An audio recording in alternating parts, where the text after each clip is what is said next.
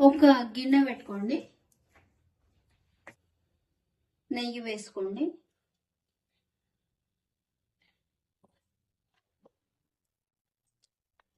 రవ్వ వేసుకోండి. ఈ రవ్వ నెయ్యిలో మంచిగా వేయించుకోండి. స్టవ్ ఆఫ్ చేయండి. ఒక దాంట్లోకి వేసుకోండి,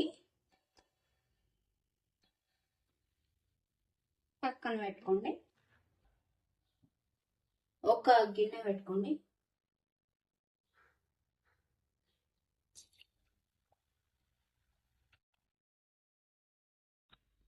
4 కప్పుల పాలు పోసుకోండి. నేను 2 కప్పుల రవ్వ తీసుకున్నా, అందుకనే 4 కప్పుల పాలు పోసుకున్నా. నెయ్యి వేసుకోండి. పాలు వేడైనాయి కదా, ఇప్పుడు రవ్వ వేసుకోండి.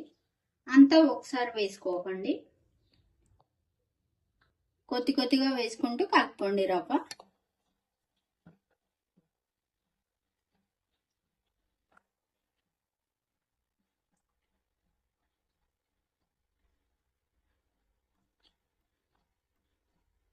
కలుపుతూనే ఉండండి, లేదంటే రవ్వ గడ్డ కడతారు. హాఫ్ కప్ చక్కెర వేసుకోండి. ఫుడ్ కలర్,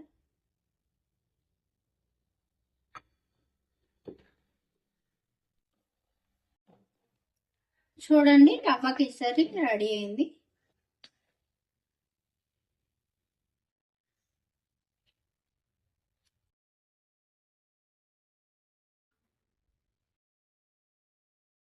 వీడియో నచ్చితే please like, share and subscribe. Thank you for watching. Bye.